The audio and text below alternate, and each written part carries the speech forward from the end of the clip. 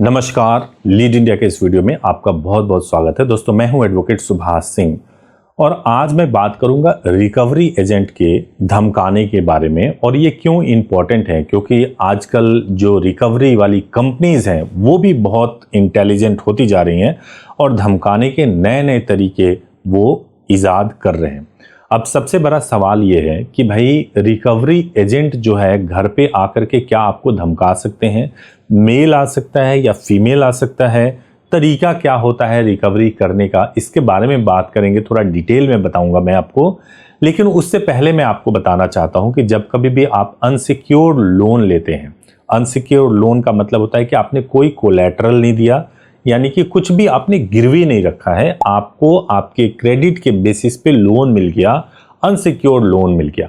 जब आपको unsecured loan मिल जाता है, उसके बाद से अगर आप किसी तरीके से ईएमआई नहीं चुका पाते हैं, 1 महीने, 2 महीने, 3 महीने अगर आपने ईएमआई नहीं चुकाया तो पहले महीने तो आपको सॉफ्ट रिमाइंडर आएगा। उसके बाद से ये रिकवरी एजेंट्स के कॉल आने शुरू हो जाते हैं।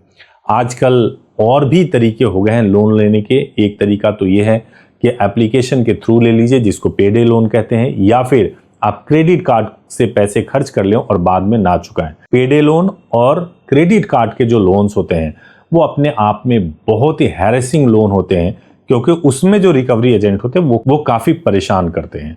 अब मैं आपको बताने जा रहा हूं कि रिकवरी एजेंट किस तरीके से परेशान कर रहे हैं और उससे निपटने का तरीका क्या है। देखिए, एक क्लाइंट है जो बेंगलोर के क्लाइंट थे और उनके साथ में हुआ ये कि रिकवरी करने के लिए वहां पे जो रिकवरी एजेंट पहुंची थी वो एक महिला रिकवरी एजेंट थी, जिसकी एज तकरीबन 40 साल के आसपास थी। और वो बार बार इस बात को धमका रही थी कि अगर आपने मेरा वीडियो लिया या आपने मेरा फोटो लिया तो मैं पुलिस को कंप्लेंट कर दूंगा। और धमकाने के दौरान वो बहुत ही अग्रेसिव थी, अब्यूसिव थी और इतना प्रेशर क्रिएट कर रही थी कि मेरे क्लाइंट को एक तरीके से पैनिक अटैक आ गया।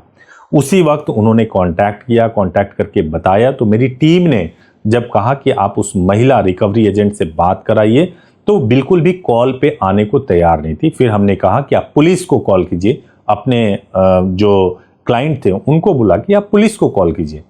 वो पुलिस को कॉल करते उससे पहले ही उस महिला ने पुलिस को कॉल किया और कॉल करके किसी को बुला लिया, जो 5 मिनट के अंदर एक पुलिस वाला वहां पहुंच भी गया।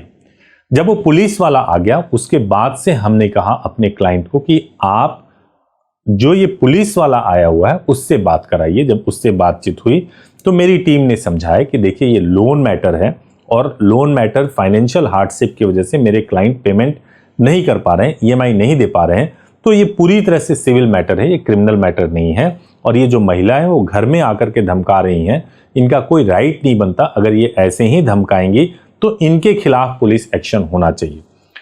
अब वो पुलिस वाला इस बात को सुन करके वापस तो चला गया, लेकिन ये बोल करके गया कि आप अपने मैटर को सॉर्ट आउट कर लो और कल सुबह थाने में आकर के बताओ। अब देखिए क्या हुआ, क्लाइंट को तो पैनिक अटैक आया हुआ है और परेशान है, क्योंकि एक महिला रिकवरी एजेंट आई हुई है, वो परेशान कर रही है। जब हमने बाद में इसको इन्वेस्टिगेट किया तो हमने क्या पाया, हमने ये पाया कि जो वो महिला रिकवरी एजेंट थी उसका दोस्त था वो पुलिस वाला, कोई एक जेन्युइन कंप्लेंट करके उसने नहीं बुलाया था पुलिस वाले को। तो ये इंप्रेशन डालने की कोशिश की गई थी कि पुलिस भी आ गई, अब तुम कुछ नहीं कर सकते, तुम्हें पैसे देने ही पड़ेंगे। नंबर 1, ये पूरी तरह से अनएथिकल है, ये पूरी तरह से गलत है, गैर कानूनी है, ऐसा वो नहीं कर सकती है। दूसरी बात मैं आपको बताऊं कि नेक्स्ट डे फिर किसी का कॉल नहीं आया, कुछ नहीं हुआ, नॉर्मल रिकवरी का प्रोसेस चलता रहा।